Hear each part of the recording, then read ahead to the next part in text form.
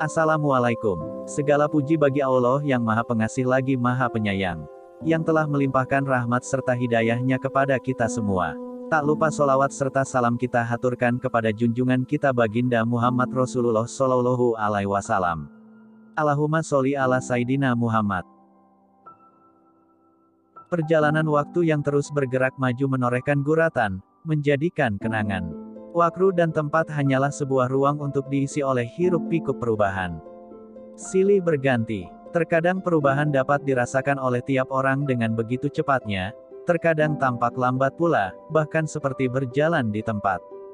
Dan Hashim kecil pun kini tumbuh dengan pancaran dari dua tokoh yang penuh ilmu, selayaknya dua bukit yang selalu menaungi kehidupannya. Di usia yang sudah menginjak umur 11 tahun, Hashim semakin haus akan keilmuan yang harus ia teguk. Masa remaja itulah yang menjadikan Hashim terdorong untuk pergi meninggalkan dunia kecilnya, yaitu tempat tinggal antara pesantren Gedang dan Keras. Ia berpikir keras bagaimana cara memohon agar abah maupun kakeknya memberinya izin untuk pergi meninggalkan keluarga guna mencari ilmu dan pengalaman hidup yang lebih luas lagi. "Ibu, kaula mau ke Gedang, ke tempat Simbah, Bolkan, Bu," ujar Hashim kepada Nyai Halimah, ibunya. "Loh, bukannya kowe sudah sering ke sana, tapi ya, aku izinkan. Bilang sama abahmu biar nanti ndak dicari-cari." "Inggih, Bu." Secepatnya Hashim menemui bapaknya untuk meminta izin. Hashim memang biasa meminta izin kepada orang tuanya, meski hanya ke Gedang, yang sudah pasti itu tempat kakeknya, Kiai Usman. Apalagi kalau Hashim sengaja mau menginap, ia tak ingin orang tuanya merasa kehilangan dirinya. Tapi tujuan ke tempat kakeknya kali ini adalah untuk meminta saran dan restu agar dirinya bisa pergi mencari ilmu dan pengalaman baru. Dan ia memang sengaja memendam keinginan itu agar tidak diketahui orang tuanya, sebab ia takut jika orang tuanya merasa kehilangan. Sesampainya di Dusun Gedang, Hashim segera menuju rumah kakeknya, Kiai Usman. "Ada apa bocah bagus, Hashim, cucuku?" tanya Kiai Usman saat melihat cucunya seperti ada sesuatu yang hendak dibicarakan. "Inggih, Simbah. Kaula mohon izin." "Layo, mau apa kowe?" "Kaula pingin mondok di luar." "Oh, gitu, iha kemana kowe mau mondok?" Kaula mohon Simbah memberi arahan, kemana kaula mondok."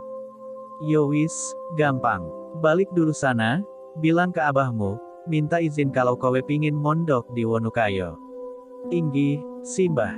Matur sembah nuwun, kaula pamit," ujar Hashim riang saat kakeknya menyetujui dan memberi arahan agar dirinya pergi ke pesantren Wonokoyo, yang terdapat di wilayah perbatasan antara Pasuruan dan Probolinggo. "Abah." Dengan hati-hati, Hashim menemui bapaknya, Kiai Asyari, di malam-malam yang sudah beranjak sunyi. Mendengar panggilan anaknya, Kiai Asyari kemudian menengokkan kepalanya kepada sosok remaja itu. Ada apa?" jawab Kiai Asyari sembari membenarkan duduknya di atas tikar pandan. "Nuwun sewu, permisi, abah, kaula hendak matur," kata Hashim penuh ketawatluan. "Iya, bilang saja, kowe pingin apa?" "Begini abah, kaula pingin mondok ke pesantren Wonokoyo." Mendengar pembicaraan anaknya itu, sontak Nyai Halimah yang ternyata ada di belakang, langsung ke depan. Ia hendak mendengar lebih jelas penuturan anaknya yang baru menginjak remaja itu. "Nyi Wini, ibune, kesinilah sebentar," seru Kiai Asyari kepada istrinya. "Ini loh, anakmu mau matur." "Inggih abah, ibu, kaula mau matur kalau kaula pingin mondok." "Kowe mau mondok di pesantren mana?" "Kaula pingin mondok di pesantren Wonokoyo, abah." "Kowe menginginkan tenantu, bagus Hashim anakku," sela Nyai Halimah. "Gih, ibu, yowis, besok siap-siap, aku sama ibumu akan antar kowe ke Gedang, mohon restu sama Simbah Kiai." Kiai Asyari pun memutuskan. Melihat keinginan anaknya, hati Nyai Halimah sangat tergugah. Ia merasa ada yang mendorong untuk menabur doa dan keikhlasan seorang ibu agar anaknya bisa lancar sesuai dengan apa yang dicita-citakan anak itu. Nyai Halimah menyadari bahwa seorang anak laki-laki sudah selayaknya belajar memilih masa depannya. Keesokan harinya, mereka pun berangkat ke tempat Kiai Usman, Kakeknya, guna memohon restu agar anak tersebut bisa lancar dalam menuntut pengetahuan agama sekaligus bisa menemukan jalan yang terbaik buat dirinya. Kiai Utsman yang sudah rentas kemringah aras kedatangan anak dan cucunya itu. Rasa sakit yang sering dideritanya kini memang sudah ditemani usia yang sudah mulai ucur. Kiai Utsman memang berharap pada cucunya, Hasyim, agar kelak menjadi seorang yang mumpuni di bidang agama hingga bisa berguna untuk umat Islam di masa selanjutnya. Kiai, ini cucu Kiai mau minta doa dan restunya. Aku sudah tahu, kedatangannya kemarin ke sini memang mau minta restu, dan aku selalu mendoakan yang terbaik buat cucuku. Amin. Semoga Allah memberkahi semuanya. Bagaimana, Cah Bagus Hasyim? Kowe sudah siap pisah dengan abah dan ibumu? Insya Allah, Simbah. Iya, aku doakan selalu, Bagus Hasyim, semoga kowe jadi anak yang saleh. Amin. Sahut semua yang mendengarkan doa Kiai Utsman terhadap anak yang beranjak remaja tersebut. Atas restu dan petunjuk Kiai Utsman, pagi hari berangkatlah Hasyim remaja menuju pesantren Wonokoyo, Probolinggo. Saat itu, udara pagi yang dingin dan semburat warna mega di ufuk barulah berganti dengan warna kuning keemas-emasan. Tanda matahari pagi sudah tampak. Para santri gedang berkumpul di pelataran pesantren, begitu juga beberapa santri keras turut hadir pula ke gedang. Mereka datang berbondong-bondong dengan menggunakan kendaraan cikar. Ada sebanyak 8 cikar. Juga para kerabat, tetangga, dan sahabat-sahabat ayah kakeknya berdarangan di pesantren gedang. Mereka yang datang itu berkumpul untuk membaca tahlil, barzanji sebagai doa dan ucapan untuk melepas Hasyim remaja merantau ke pesantren Wonokoyo. Kiai Asy'ari yang berada di tengah-tengah itu tak terlupa memberikan sambutan dan mengucapkan banyak terima kasih atas datangnya kerabat, sahabat, serta para santri yang turut mendoakan anak tercintanya itu.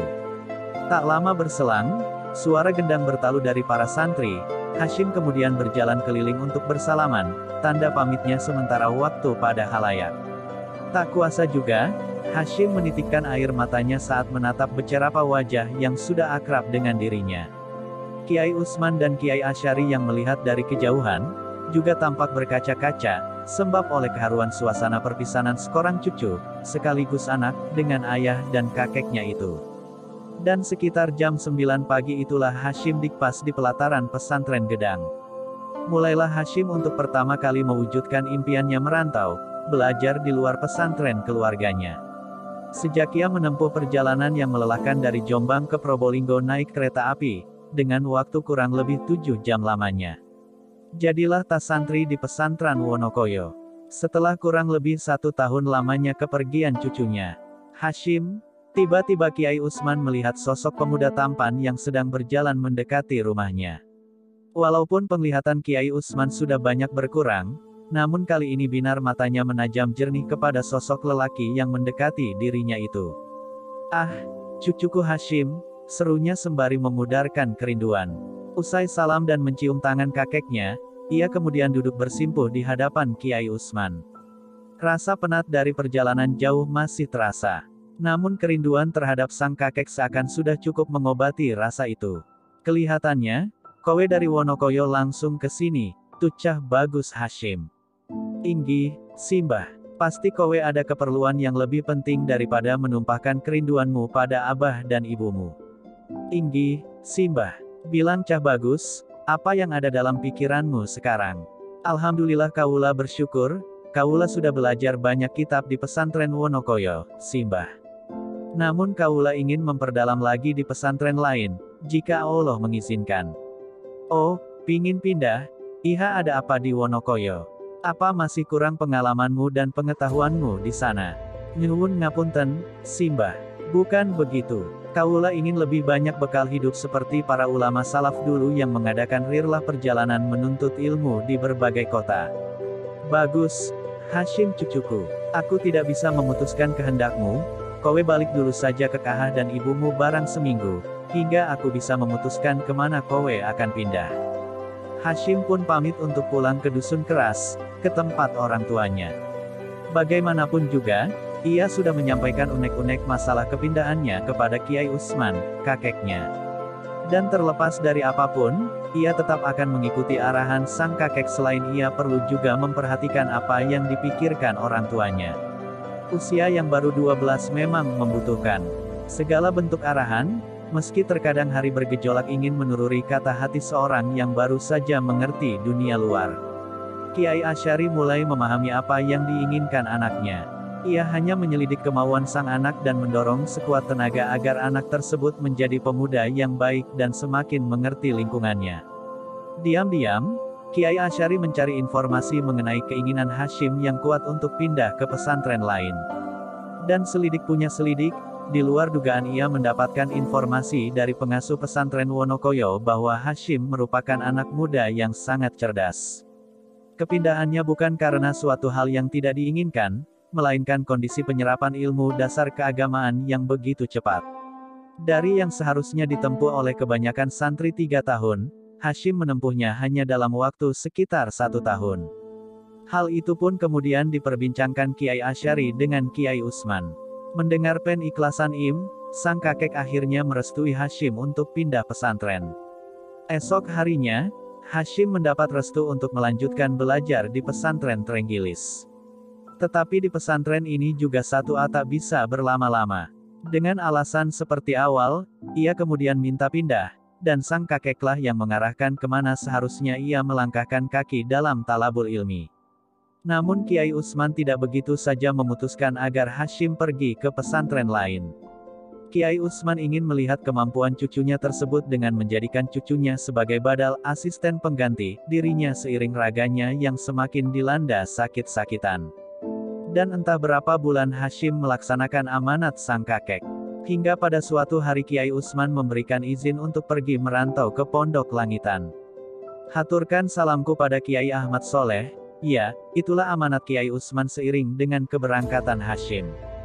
Dan jangan lupa, kowe harus menaati apa yang dituturkan beliau. Malam larut dengan udara yang dingin sedang menyelimuti pesantren Langitan. Para santri sudah terlelap. Hanya beberapa santri yang masih duduk-duduk di beranda masjid yang terbuat dari bambu sambil menatap lampu minyak yang menggantung di masjid. Di malam yang larut itu, Hasyim masih lirih menghafal Nasham Alfiyah. Tetapi tiba-tiba, Kebadim Kiai Soleh memanggil Hasyim. "Gus, sampeyan ditimbali Kiai," ujarnya pelan. Hanya senyum tanpa menjawab, Hasyim pun bergegas menuju kediaman Kiai. Setelah beberapa menit, Kiai Ahmad Soleh membubuhkan ijazah dan tanda tangan pada kitab Alfiyah milik Hasyim lalu menyerahkannya kembali. "Nyo kitabmu, iki wista ijazahi, kowe pamit minta doa restu sama abah dan ibu Ryu dan segera sowan mondok ke Kademangan, Bangkalan, yo. Salamku go abahmu dan ojo lali buat Kiai Kolil kalau kowe sudah sampai sana." Dawuh Kiai Soleh. "Inggi, Kiai." Di pesantren ini 12 mencerima banyak pelajaran bahasa Arab dari kirab kitab dasar seperti Jurumiyah, Imriti, maupun Alfiyah karangan Ibnu Malik. Hingga tak terasa serahun sudah ia mondok di pesantren As-Salafiyah, Langitan, Tuban, tersebut. Disitulah Kiai Ahmad Soleh menyarankan agar dia melanjutkan pendidikannya di pesantren Kademangan, Bangkalan, Madura, asuhan Kiai Haji Kolil. Hasyim saat itu usianya sudah lebih matang ketimbang di usianya pada awal-awal mondok. Yang sering labil, ketika ia masuk pesantren Kiai Haji Kolil, usianya menginjak umur 13 tahun. Di Kademangan itulah ia banyak mendapatkan hal yang baru dalam mempelajari ilmu agama. Berbagai kajian fikih hingga tasawuf membuat Hasyim semakin betah di Pulau Madura itu. Kiai Kolil pun merasa bangga mengenal pemuda dari Jombang itu, sebab kecerdasan dan ketawatluannya seakan berpadu dalam tutur dan sikap. Sebagai anak kiai, Hasyim tidak pernah merasa dirinya harus diperlakukan seperti anak seorang kiai. Di mata para santri Lem, dia mempunyai kemandirian yang baik dan tetap menjaga kesantunan, serta selalu patuh dan menghormati guru. Sebagai salah satu bentuk kepatuhan dan penghormatannya kepada keluarga kiai, Hasyim tak segan-segan melakukan apa saja untuk sang kiai. Hingga pada suatu pagi, cincin kepunyaan Nyai Kolil jatuh di kakus keluarga Tagar Dalem. Saat itu, betapa panik dan sedihnya sang Nyai, sebab cincin itu adalah hadiah mas kawin dari Kiai Kolil saat dulu menikahinya. Jadi tentu punya nilai sejarah yang sangat penting. Lalu diumumkannya peristiwa itu kepada para santri melalui lurah pondok. Saudara-saudara, adakah yang bersedia mencari cincin ibu Nyai Kolil yang jatuh di tempat najis? Diulangi kalimat itu sampai 3 kali. Setelah ditunggu lebih dari setengah jam, tidak ada satupun santri yang mau dan berani memenuhi hajat ibu Nyai. Mereka beralasan, karena selain menjijikkan, kakus adalah tempat yang dikenal banyak menyimpan kuman dan najis pula, dan bertambah sedihlah perasaan Nyai Kolil, sebab cincin kesayangannya jatuh di tempat yang belum pernah ia bayangkan sebelumnya, juga tak ada santri yang berani mencari. Mengetahui kabar itu, dengan panggilan pengumuman ketiga kalinya, Hashim dengan tenang meminta izin ke lurah pondok untuk mengambil cincin yang ada di kakus. "Maaf Kang, izinkan saya untuk mencoba mencari cincin ibu Nyai," begitu katanya polos. Teman lain yang mendengar akan kesanggupannya ini langsung memperingatkan. "Kakus punyan dalam itu sangat dalam, sementara dirimu masih kecil. Aku khawatir nanti kamu tenggelam oleh kotoran. Kakus itu sarangnya kuman." Yang lain berkomentar, "Ih, menjijikkan dan najis. Awas nanti kamu langsung biduren 7. Demikianlah peringatan teman-temannya, yang justru kebanyakan mereka lebih dewasa dan tinggi tubuhnya. Silih berganti mereka mengingatkan. Namun usaha mencegah itu tidak membuahkan hasil karena Hashim tidak menghiraukannya. Dan hatinya sudah tertambat kuat, bahwa patuh terhadap guru, itu berarti juga mengabdi. Karena Imam Syafi'i mensyaratkan untuk para santri dalam mencari, selain harus berbekal ketekunan, kesabaran, materi, juga taat pada guru. Dan Hashim paham itu dengan baik. "Biarlah aku yang turun," katanya tenang. Ia sama sekali tidak memedulikan nasihat teman-temannya. 5 menit, 10 menit, 20 menit. Hingga 1 jam lamanya Hashim mengubek-ubek kakus itu. Tinggi badannya yang tak seberapa, nyaris benar-benar tenggelam oleh kotoran itu. Beberapa pengurus pondok yang menyaksikan itu khawatir dan berteriak-teriak. "Sudahlah, kalau tidak ketemu keluarlah kamu, daripada nanti membahayakan." Hashim tak putus asa. Setelah sekian lama, akhirnya ketemulah cincin itu. Lalu ia membersihkan cincin itu pelan-pelan, membilasnya berkali-kali dengan air bersih. Hingga benar-benar bersih dan suci. Kemudian Hashim tagar-atur ke tagar dalam untuk menyerahkan cincin itu. "Assalamualaikum, Kiai," ucap Hashim yang menunggu di depan pintu. Tak lama berselang, Kiai Kolil pun keluar dan menjawab salam tersebut. "Waalaikumsalam, Onol Gus Hashim, sini masuk, Gus. Maaf, kaulah hendak menyerahkan cincin ini, Kiai." Sambil mempersilakan masuk, Kiai Kolil mengatakan sesuatu. Gara-gara masuk kakus, aku dengar kamu mandinya sampai 7 kali ya, Gus." "Maaf, Kiai, Yonda sampai 7 kali. Hanya bagaimana menghilangkan bau kotoran dan najis, Kiai." "Hehe, terima kasih, Gus, kamu sudah menemukan cincin itu. Tapi kedatanganmu di sini kebetulan, aku ingin bicara sesuatu, bukan masalah cincin Ira." Dengan saksama, Hashim menyimak dawuh Kiai Kolil. "Dengan umurmu yang masih belia ini, pengetahuanmu sungguh menggembirakan, Gus. Carilah ilmu sedalam-dalamnya, tapi jangan lupa, mulailah kamu mengamalkan ilmumu, menularkan ilmumu ke yang lain. Abahmu pasti akan sangat bangga denganmu." Lanjut Kiai Kolil. "Matur sembah nuwun, Kiai. Jika kaula bisa memilih, kaula akan terus belajar, Kiai.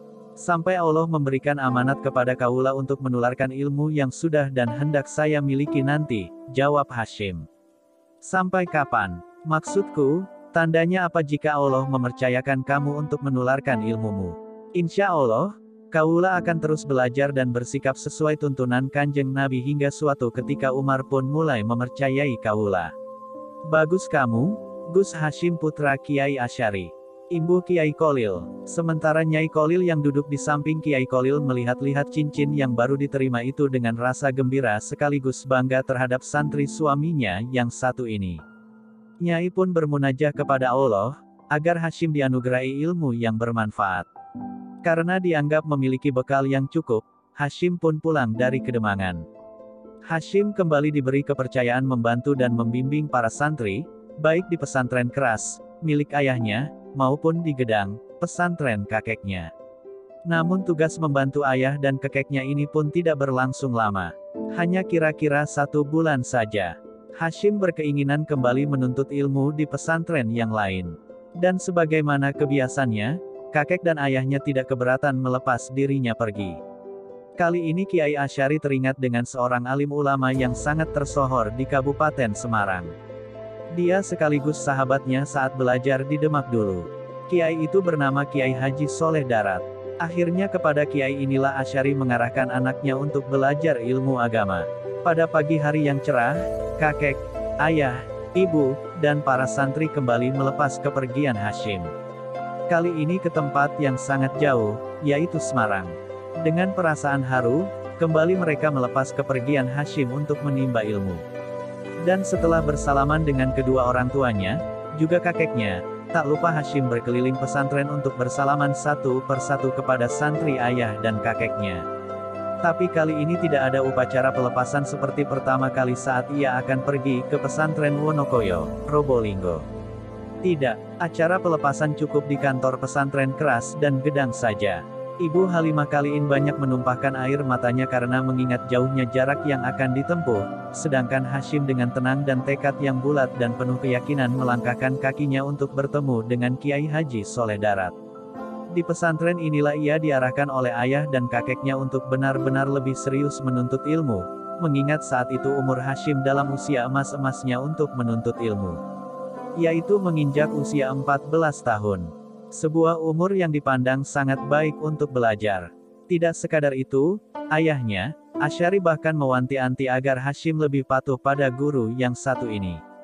Sebab kala itu nama Kiai Soleh Darat sudah sangat terkenal kealimannya di tanah Jawa. Kiai Haji Soleh Darat merupakan sosok ulama yang memiliki andil besar dalam penyebaran Islam di pantai utara Jawa, khususnya di Semarang. Kiai Soleh Darat lahir di Desa Kedung Jumbleng, Kecamatan Mayong, Kabupaten Jepara pada sekitar tahun 1820, dengan nama Muhammad Sholih. Dalam kitab-kitab yang ditulisnya, ia acap menggunakan nama Syekh Haji Muhammad Sholih Ibn Umar Al-Samarani. Pemberian nama Darat diselempangkan ke pundaknya karena tinggal di kawasan dekat pantai utara Semarang, yakni tempat berlabuhnya orang-orang dari luar Jawa. Di masa yang akan datang, nama Darat dijadikan prasasti nama kampung, Nipah Darat dan Darat Tirto. Saat ini Kampung Darat masuk dalam wilayah Kelurahan Dadapsari, Kecamatan Semarang Utara. Ayahnya, Kiai Haji Umar, adalah ulama terkemuka yang dipercaya Pangeran Diponegoro dalam Perang Jawa melawan Belanda di wilayah pesisir utara Jawa. Setelah mendapat bekal ilmu agama dari ayahnya, Soleh kecil mulai mengembara, belajar dari satu ulama ke ulama lain. Tercatat, Kiai Haji Syahid Waturaja belajar kirab fikih, seperti Fat al-O'arib, Fat al-Muin, Minhaj al-Owim, dan Syarf al-Khatib. Kiai Soleh Darat menimba ilmu di pesantren-pesantren pada zamannya, telah banyak berjumpa dengan kiai-kiai masyhur yang dikenal memiliki kedalaman serta keluasan ilmu batin, dan kemudian menjadi gurunya. Di antara nama kondang tersebut, salah satunya adalah Kiai Haji M. Sahid, yang merupakan cucu dari Syekh Ahmad Mutamakin, seorang ulama asal desa Kajen, Margoyoso, Pari Jawa Tengah yang hidup di zaman Mataram Kartosuro pada sekitar abad ke-18. Dari syekhnya itulah ia belajar beberapa kitab fikih, seperti Fat al-O'arib, Kar al-Muin, Minbaj al-Owim dan Syar al-Khatib. Terdapat catatan bahwa, karena kitab-kitab tersebut bukanlah kelas pengantar, maka mempelajarinya tak pelak membutuhkan waktu relatif lama. Safari perjalanan keilmuannya berlanjut kepada Kiai Raden Haji Muhammad Salih Ibn Asnawi, di Kudus. Darinya, ia mengkaji kitab Al-Jalalain Al-Suyuti. Di Semarang, ia mendalami nahwu dan saraf dari Kiai Iskak Damaran, kemudian belajar ilmu falak dari Kiai Abu Abdillah Muhammad Al-Hadi Ibn Baguni. Berlanjut kepada Ahmad Bafagi Baklawi demi mengkritisi kajian Jauhara et-Tauhid buah karya Sisi Ibrahim Al-Lagani dan Minhaj Al-Abidin karya Al-Ghazali. Masih di Kota Lumpia, Semaranglah, kirab Masail As-Sitin karya Abu Al-Abbas Ahmad Al-Misri, sebuah depiksi tentang ajaran dasar Islam populer di Jawa sekitar abad ke-19, dicernanya dengan tuntas dari Syekh Abdul Al-Ghani. Tak pernah puas, haus ilmu, itulah sifat setiap ulama. Demikian pula ia, Nyantri kepada Kiai Syada, dan Kiai Murtadla, pun dijalaninya yang kemudian menjadikannya sebagai menantu. Setelah menikah, Soleh Darat merantau ke Mekkah. Di Tanah Haram, ia berguru kepada ulama-ulama besar, antara lain Sisi Muhammad Al-Margi, Syekh Muhammad Sulaiman Hasbalah, Syekh Said Muhammad Zain Dahlan, Syekh Zahid, Syekh Umar Asyani, Syekh Yusuf Al-Misri, serta Syekh Jamal Mufti Hanafi. Beberapa santri seangkatannya, antara lain Kiai Haji Muhammad Nawawi Banten, Sisih Nawawi Al-Jawi, dan Kiai Haji Kolil Bangkalan. Ja adalah sosok yang sederhana dan bersahaja. Kesederhanaan yang ditopang kebersahajaan pribadinya membuatnya selalu merendah dan menyebut dirinya sendiri sebagai orang Jawa yang tak paham seluk-beluk centang perenang bahasa Arab. Ini terlihat dari karangan-karangannya, di mana pada setiap prolog selalu tertulis, buku ini dipersembahkan kepada orang awam dan orang-orang bodoh seperti saya. Dalam terjemahan Matan Al-Hikam, pada pendahuluannya tertera begini, ini kitab ringkasan dari Matan Al-Hikam karya Al-Alamah Al-Arif Billah Asis Syekh Ahmad Ibn Araillah. Saya ringkas sepertiga dari asal, agar memudahkan terhadap orang awam seperti saya terjemahkan dengan bahasa Jawa agar cepat paham bagi orang yang belajar agama atau mengaji. Ternyata, basis pemikiran sederhana ini justru memotivasinya untuk melahirkan beragam karya intelektual yang bertujuan terarah, yakni pembelajaran murah meriah dan sederhana kepada orang Jawa yang tak mengerti benar bahasa Arab. Niat tulus inilah yang di kemudian hari diwujudkannya dalam bentuk buku tafsir atas kitab berbahasa Arab yang telah disunringnya ke dalam bahasa Jawa. Kiai Soleh Darat dikenal sebagai pemikir di bidang ilmu kalam. Ia adalah pendukung paham teologi Asariyah dan Maturidiyah. Pembelaannya terhadap paham ini jelas terlihat dalam bukunya, Tarjamah Sabil Al-Abid, ala Jauhar Ar-Tauhid. Dalam buku ini, ia mengemukakan penafsirannya terhadap sabda Rasulullah SAW, mengenai terpecahnya umat Islam menjadi 73 golongan sepeninggal beliau, dan hanya satu golongan yang selamar. Menurut Kiai Soleh Darat, yang dimaksud Nabi Muhammad SAW, dengan golongan yang selamat adalah mereka yang berkelakuan seperti yang dilakukan oleh Rasulullah SAW, yaitu melaksanakan pokok-pokok kepercayaan Ahlus Sunnah wal Jamaah, Asariyah, dan Maturidiyah. Ia juga mengajak masyarakat untuk gemar menuntut ilmu. Kiai Soleh Darat selalu menekankan kepada para muridnya untuk giat menuntut ilmu. Ia berkata, intisari Al-Quran adalah dorongan kepada umat manusia agar mempergunakan akalnya untuk memenuhi tuntutan hidupnya di dunia dan akhirat. Kiai Soleh Darat memperingatkan orang yang tidak memiliki ilmu pengetahuan dalam keimanannya, bahwa ia akan jatuh pada paham atau keyakinan sesat. Dalam kitab Tarjamah Sabil Al-Abid, ala Jauhar Al-Tauhid, Kiai Soleh Darat menasihati bahwa, orang yang tidak mempunyai ilmu pengetahuan sama sekali dalam kemanannya, akan jatuh pada paham dan pemahaman yang sesat. Misalnya, paham kebatinan menegaskan bahwa amal yang diterima oleh Allah Ta'ala adalah amaliyah hati yang diparalelkan dengan paham manunggaling Kawulo Gustinya Syekh Siti Jenar dan berakhir tragis pada perilaku raglit buta. Iman orang taglid tidak sah menurut ulama muhagigin, demikian tegasnya. Lebih jauh diperingatkan juga, agar masyarakat awam tak terpesona oleh kelakuan orang yang mengaku memiliki ilmu hakikat tapi meninggalkan amalan-amalan syariat lainnya, seperti salat dan amalan fardu lainnya. Kemaksiatan berbungkus kebaikan tetap saja namanya kebatilan, demikian inti petuah religiusnya. Sebagai ulama yang berpikiran maju, Satwa senantiasa menekankan perlunya ikhtiar dan kerja keras, setelah itu baru bertawakal, menyerahkan semuanya pada Allah. Ia sangat mencela orang yang tidak mau bekerja keras karena memandang segala nasibnya telah ditakdirkan oleh Allah SWT. Ia juga tidak setuju dengan teori kebebasan manusia yang mencempatkan manusia sebagai pencipta hakiki atas segala perbuatan. Tradisi berpikir kritis dan mengajarkan ilmu agama ini terus dikembangkan hingga akhir hayatnya. Kiai Soleh Darat banyak menulis kitab-kitab dengan menggunakan bahasa Pegon. Bahkan, dialah pelopor penulisan buku-buku agama dalam bahasa Jawa. Ia pula yang menerjemahkan Al-Quran, yakni kitab Faid Ar-Rahman yang merupakan tafsir pertama di Nusantara yang ditulis dengan huruf Pegon. Dikira akhir tahun 1800-an, penjajah Belanda tidak melarang orang mempelajari Al-Quran, asal jangan diterjemahkan. Namun, Kiai Soleh Darat tak kehabisan akal.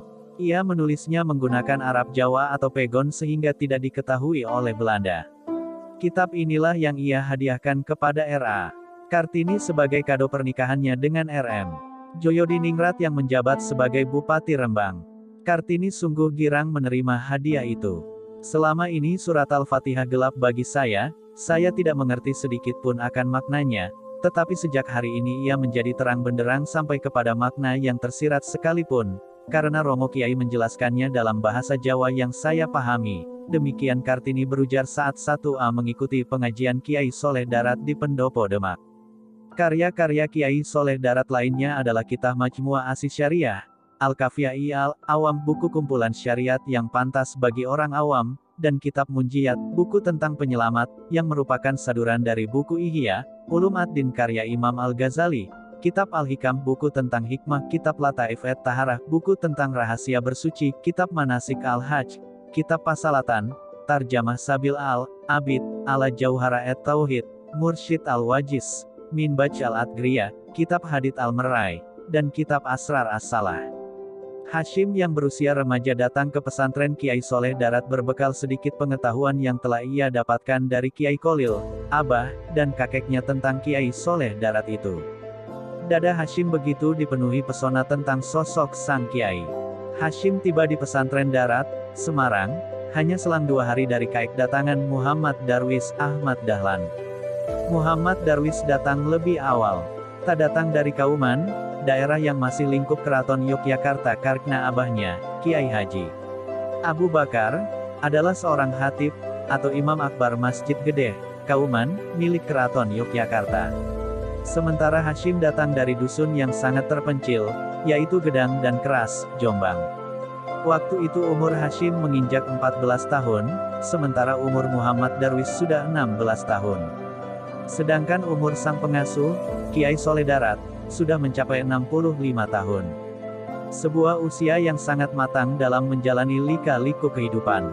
Di pesantren Darat itu, Hashim tidak hanya berteman dengan remaja yang cerdas dan baik hati seperti Muhammad Darwis yang lebih tua sedikit darinya, akan tetapi ia bersyukur juga bertemu dan bisa berteman dengan santri lain yang sangat baik dan sangat sayang kepadanya.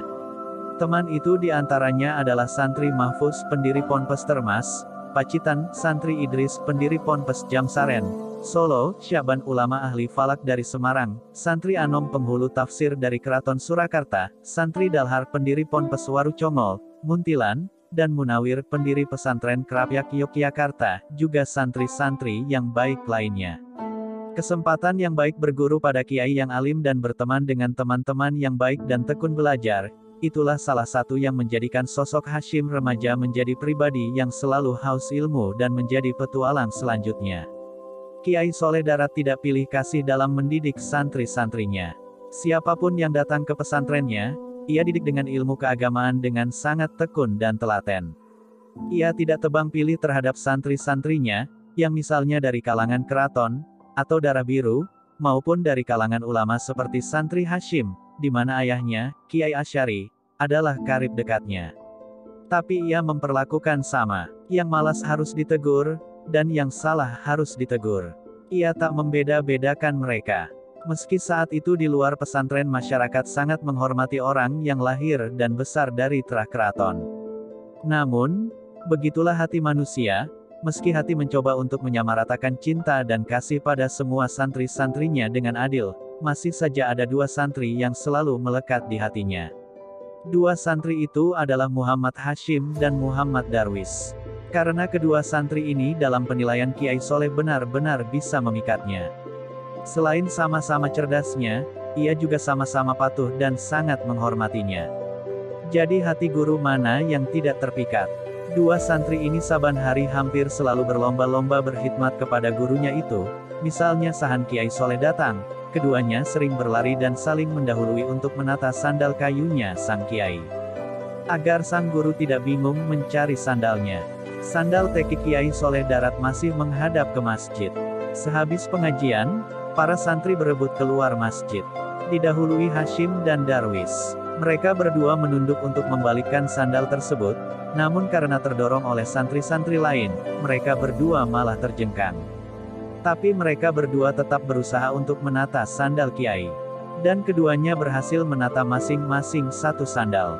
Lalu mereka berdua saling memandang dan tersenyum sembari saling mengulurkan tangan untuk berdiri. Hari ini kira bedu, Kang Mas, aku dapat satu, sampeyan dapat saru, hehehe, ujar santri Hasyim. Besok pasti aku yang menang, sahut Darwis. Ora 150 ha, kalau dalam kebaikan kita tetap berlomba. Hasyim berkilah. Betul, Dimas Hasyim. Hari ini kita ikut ke ladang Kiai, sampeyan mau nanam apa? Aku mau nanam ketela pohon, iha sampeyan apa, Kang Mas? Buhlah, kayaknya aku mau nanam ubi-ubian, jawab Darwis dengan sedikit bingung. Yowis, ayo entar keduluan sama konco-konco lainnya, ajak Hasyim untuk bergegas. Selain itu, dua santri ini sering berlama-lama membantu keluarga sang Kiai, misalnya dengan membersihkan dapur, ruang tamu, dan teras Kiai Soleh Darat.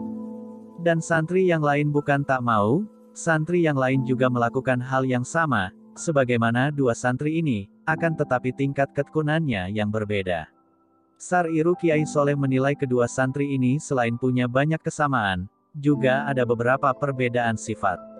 Misalnya, ia menilai Muhammad Hasyim sebagai santri yang sangat cekatan dan lebih banyak punya suara, sementara Muhammad Darwis dinilai sebagai santri yang sedikit kurang catan dan pendiam.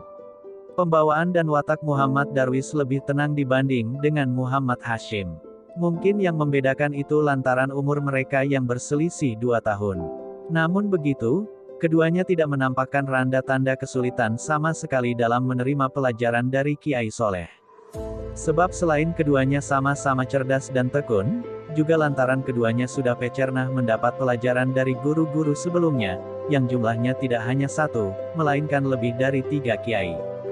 Jadilah ilmu keduanya semakin pesat dan terus meningkat, meskipun keduanya masih terbilang sangat belia. Hari agak siang, saatnya para santri hendak pulang. Sambil bergegas, Hasyim menyapa para santri yang juga hampir selesai menggarap ladang. Hasyim berteriak dari kejauhan, dan suaranya seperti bertambah kencang karena embusan angin dari arahnya begitu kencang. Kang Mas Darwis, sudah rampung belum? Darwis hanya menengok sejenak, menyeka keringat, lalu melanjutkan kerjaannya yang hampir selesai. Kalau sudah capek, Mbok ya istirahat. Ayo pulang bareng, ajak Hasyim. Tanggung, sedikit lagi selesai. Kilah Darwis dengan suara lebih pelan. Yowis, tak tunggu, timpal Hasyim sambil menengok ke arah santri lain. Welah, itu ada tonggone sampeyan, Munawir Krapyak, sudah selesai juga, teriak Hasyim lagi. Mana Dimas Munawir, iha iru, bareng karo Kang Dalhar watu comol muntilan. Ki Kang, podo bali bareng yuk, ajak Hasyim. Santri Munawir dan Dalhar kemudian menyambut ajakan Hasyim dengan semangat. Yo, enteni, Kang. Di kesempatan lain, suasana Fastibigul Khairat antar santri terus berjalan. Dan, seperti biasa Hasyim dan Darwis berebut sandal Kiai. Kini Hasyim yang duluan, tapi Darwis lebih dahulu menyalami Kiai Soleh Darat. Diikuti santri yang lain. Kang Idris, dengar-dengar orang tuamu yang dari Jamsaren Solo barusan rawuh.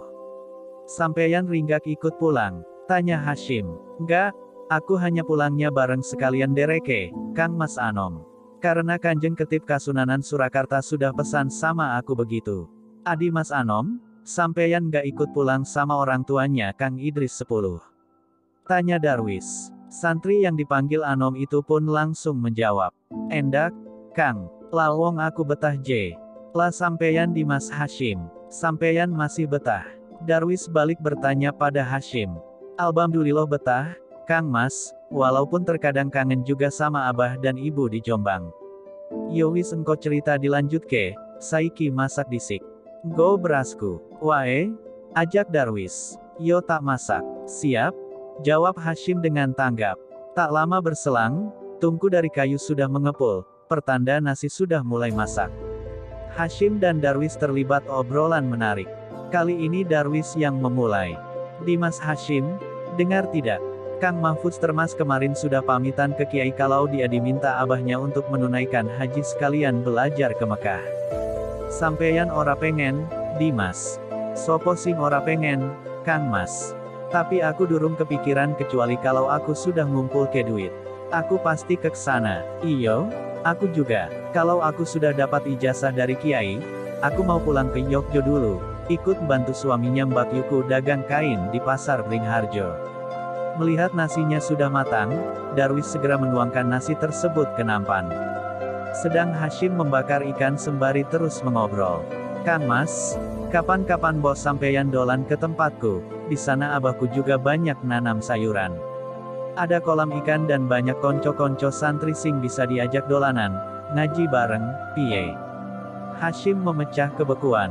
Aduh Dimas, lah piye nek sampeyan dolan ke tempatku dulu, nanti tajak dolan melaku-melaku neng keraton. Darwis gantian menawarkan diri. Wah, bunga tenan atiku. Kapan? Kang Mas, aku, gelem aku. Darwis mulai makan. Namun Hashim malah asyik bercerita. Lah, sampeyan iki ramangan piye? Hebi, iki dino Senin, Kang Mas. Oh alah, Dimas ra ngomong kalau sampeyan itu poso. Darwis dan Idris merebahkan diri di lantai. Mereka berdua menatap langit-langit. Tafsir Anom duduk-duduk tidak jauh dari situ juga, sementara santri Hashim yang merebahkan diri di sisi yang agak berbeda. Santri Dalhar kemudian mendekat dan ikut nimbrung. Piye Yocah, carane bisa seperti Kang Mahfuz. Tafsir Anom kemudian menimpali dan sedikit bingung. Maksude piye, Kang Dalhar? Lah iya, dia bisa pergi ke Mekah, ngangsu kawruh, belajar banyak sekali ilmu-ilmu agama, bahkan bisa haji setiap tahun, jelas Dalhar. Kemudian Darwis ikut berseloroh. Aku juga lagi membayangkan seperti itu tadi aku juga ngobrol karo Dimas Hashim, persis seperti sing sampeyan tanyakan. Kang Mahfuz itu orangnya rajin, pinter, dan ulet. Kemarin kan sempat badali Kiai, iya beberapa hadits sepertinya sudah hafal rawi dan sanatnya sampai beberapa tingkat, apa enggak hebat? Santri Idris berkomentar, makanya sampeyan itu juga harus mencontoh ketekunan Kang Mahfuz, ojo gurtura turu ae. Canda Munawir dari tempat yang agak jauh, sambil memegangi buntalan pakaian yang dipakai bantal. Aku kira turu yowir, sing turu poro jalmo kuwi, Dalhar dengan cengengesan langsung menyahut, sebab ia merasa paling banyak tidurnya di antara mereka. Iki kira turu yo Kang, iki kipodom bayangkan bagaimana indahnya bertemu dengan banyak orang ilmunya dalam-dalam di Mekah sana seperti yang sedang dilakukan Kang Mahfuz. Hehe, celetuk Hashim. Allah, kalau memang Gusti Allah memberi jalan pada kita, semua akan terlaksana. Tafsir Anon menimpali, termasuk aku tuh Dimas, ujar Darwis dengan cekatan. Lah iyo tuh, Kang Mas, timpal Hashim. Aku tanya Dimas Anom. Santri yang bernama Anom langsung membalas. Tergantung mimpi kita, doa kita, dan bagaimana kita berusaha. Hehe betul, kuwi sing tak maksud. Sambil cengengesan Hashim kecil membenarkan. Kabeh wis ngerti, hehe, sahut Darwis. Bener kata Mas Anom, makanya ayo dondang mangkat ke masjid, pengajian segera dimulai, ucapan Munawir ini mengakhiri obrolan kecil di antara mereka. Di pesantren tersebut hubungan antara Muhammad Hashim, Muhammad Darwis dan santri-santri lain tidak saja saling fastabikul khairat, saling saing menyaingi dalam hal ketekunan dan penghormatan kepada gurunya, tapi keduanya juga saling menyayangi. Apalagi oleh sang kiai kedua santri kesayangannya itu ditempatkan dalam satu kamar. Jadi bertambah dekatlah kedua santri ini. Mereka juga saling mengingatkan, saling membantu, terutama dalam persoalan perbekalan hidup. Dan karena umur Muhammad Darwis lebih tua 2 tahun dari Muhammad Hashim, maka ia memperlakukannya tidak ubahnya seperti adik kandung sendiri. Perhatian dan kasih sayang itu pun dibuktikan oleh Muhammad Darwis saat melihat Hashim tak makan saat sore hari. Padahal saat itu ia tahu Muhammad Hashim sedang berpuasa sunnah hari Senin, seperti dirinya. Namun diperhatikannya, ia hanya minum saja dari sejak berbuka. Melihat itu, kemudian Muhammad Darwis menanyai, Dimas, kenapa juga belum makan? Tanya Muhammad Darwis kepada Hashim dengan panggilan, Dimas, sebab ia merasa menjadi kakaknya. Ditanya itu, Hashim tidak segera menjawab. Seperti merasa tahu akan keadaannya. Muhammad Darwis segera memasakkan nasi dari bekal Mfa di dapur belakang. Ia tahu, Saat itu kiriman bekal Muhammad Hashim yang biasa diantar oleh santri ayahnya belum sampai kepada Hashim. Dan seperti biasa, kedua santri ini pun lalu makan bersama-sama dengan satu talam atau nampan. Keduanya benar-benar layaknya kakak dan adik kandung yang sulit dipisahkan. Kebersamaan mereka begitu dekat. Tak terasa, kehidupan di pesantren darat itu sudah mereka jalani hampir setahun waktu berjalan. Di sela-sela ketekunan dan keuletan mereka menuntut ilmu, terkadang muncul juga tiba-tiba rasa kangen, baik di hati Muhammad Darwis maupun Hashim terhadap keluarganya di Yogyakarta dan Jombang. Pernah suatu ketika, selepas mengikuti pengajian malam Ihya Ulumuddin sang kiai, Muhammad Darwis menyatakan sesuatu kepada Hashim. "Dimas Hashim, ada rencana pulang ke Jombang tidak?" tanya Darwis kepada sahabatnya itu. "Belum, Kang. Tapi aku sudah kangen sekali dengan abah, ibu, kakek, dan juga dengan santri ayah." "Kang Darwis ada rencana pulang tidak?" Muhammad Hashim balik bertanya. "Aku juga belum," jawab Muhammad Darwis singkat, sambil ia membayangkan wajah ayahnya, K.I. Abu Bakar dan tentu juga ibunya, juga santri ayahnya yang dengan wajah ceria sedang mengaji di serambi Masjid Gede Kauman. Anak-anak seusianya yang dulu teman bermainnya, juga tentu sudah sangat rindu kepadanya, sebab saat itu sudah setahun ia belum pernah pulang. Dan pada kesempatan lain, dialog seperti itu juga terjadi pada kedua sahabat yang saling menyayangi itu. Hingga pada suatu pagi, kedua santri itu berpamitan untuk pulang liburan seminggu ke rumah masing-masing. Mereka berdua sama-sama naik kereta dari Semarang ke Yogyakarta. Hashim dan Darwis segera memasuki stasiun kereta untuk mencari tempat duduk berdua. "Ayo tuh, Kang Mas, cepat. Keretanya mau berangkat," ajak Hashim sedikit gugup. "Tenang wae, iseh lama berangkatnya." Darwis mencoba menenangkan.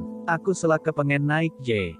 Sabar sak untoro, Dimas, mengko pasti sampai Yogyo." Darwis kembali menenangkan.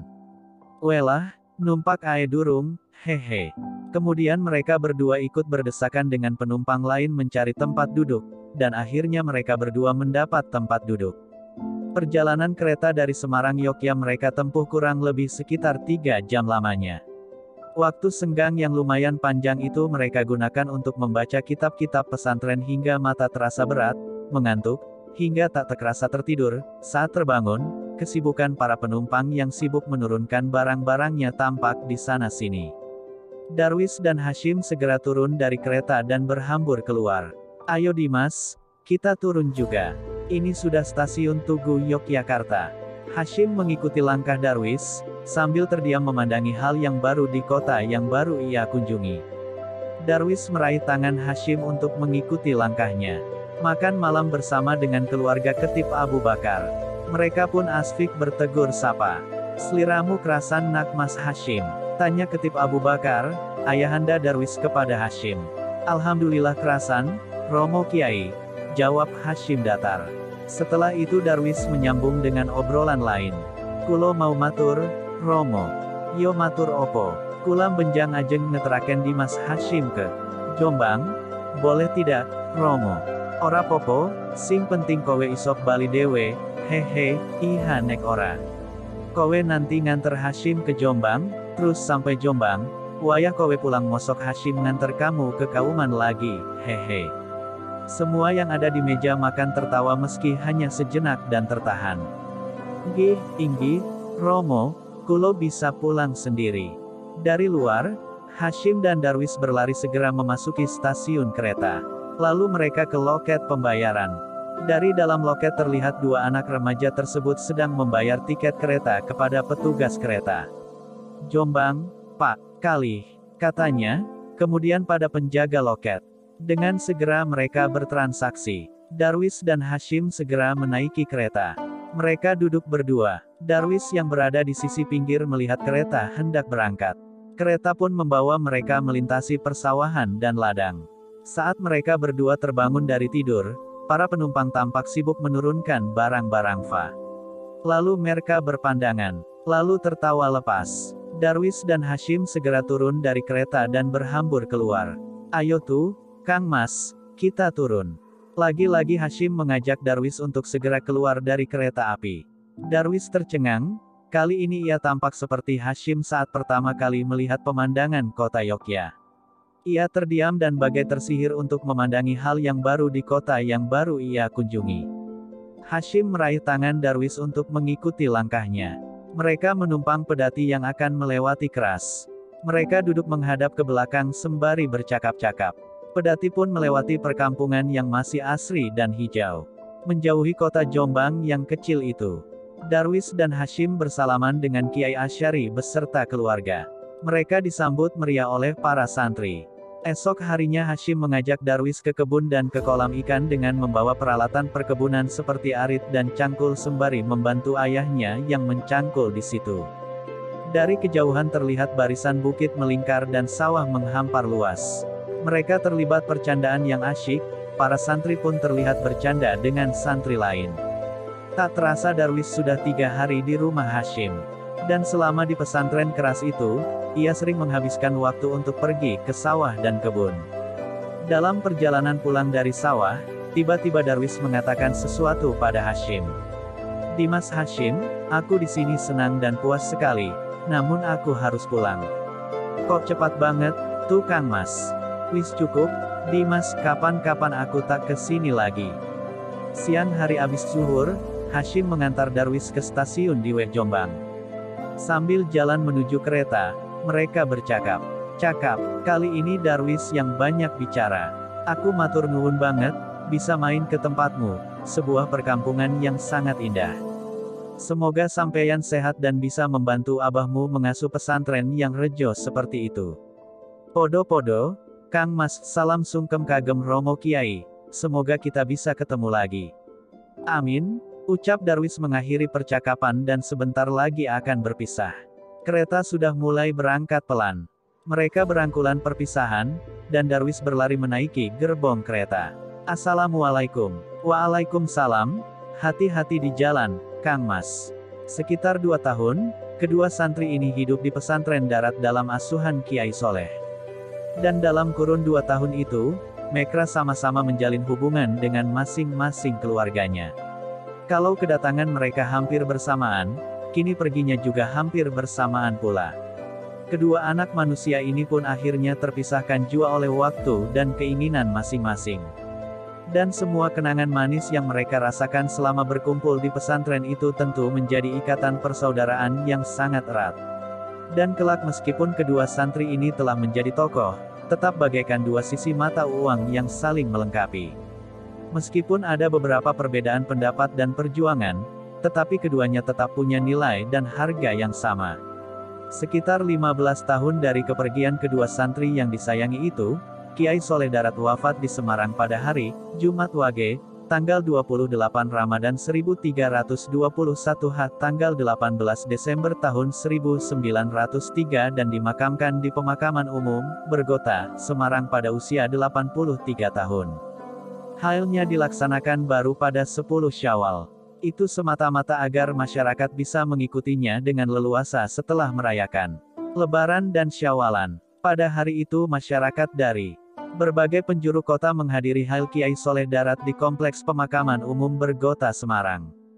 Banyaknya umat yang hadir dalam acara itu sekolah menjadi tengara kekesaran namanya. Tak dapat dipungkiri, ulama akbar itu memang telah menjadi ikon Semarang di masa lalu.